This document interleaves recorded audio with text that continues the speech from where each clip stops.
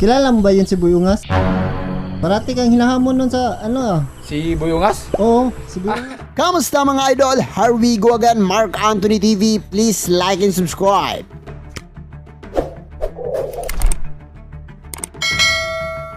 Boy Tapang, natatakot nga ba kay Buyungas? Ito ang iilang katanungan ng ating mga tagapanood. Dahil nakikitaan nilang natatakot nga itong ating idol na si Boy Tapang na magkaharap sila sa taas ng ring.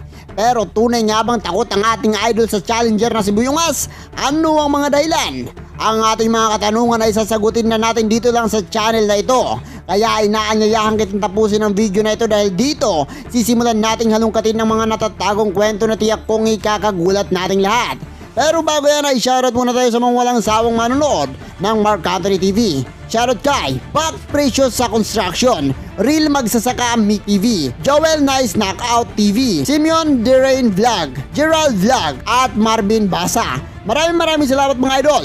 Mabuhay kayo. Kamakailan lang mga idol ay naglabas nga ng video itong si Boy Tapang patungkol sa pagbabalik niya sa kanyang ensayo dahil tinawagan ito ni Boss MG na muling magbabalik at isasabak ang ating idol si Boy Tapang sa The Barrel Love YouTuber at hindi pa alam kung sino ang makakabangga nito. Si Billy Jack Chances nga ba? O ang rematch ng dalawang nagpatagisan ng kamauna si Russell ng Brusco?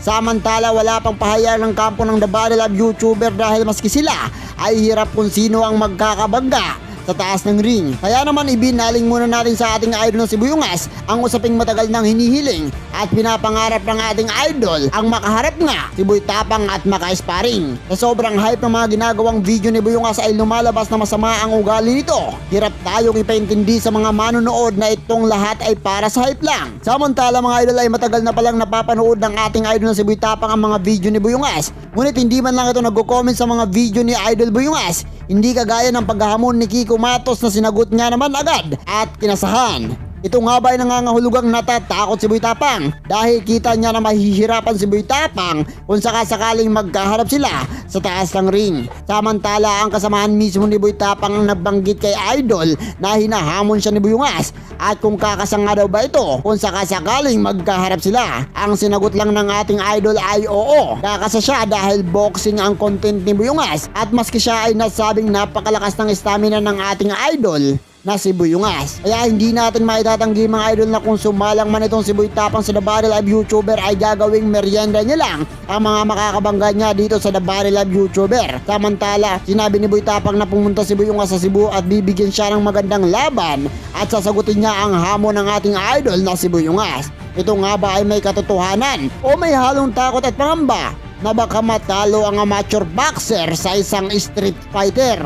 Ang bara-barang suntok na magbibigay ng marka na hindi dapat maliitin ng taga Negros. Ano sa palagay nyo? Buong buo na nga ba ang pagtanggap ni Boy Tapang sa hamon ni Buyungas? Handa na nga ba si Boy Tapang na saluhin at depensahan ang mga suntok ni Buyungas? Excited na nga ba si Boy Tapang na si Buyungas ang kanyang makakalaban? Yan ang iilang katanungan na minsay hindi natin masagot sa ating isipan. Kaya kung nais mong ibahagi ang iyong sagot ay mag-comment lang sa baba at nang mapag-usapan ng ating idol.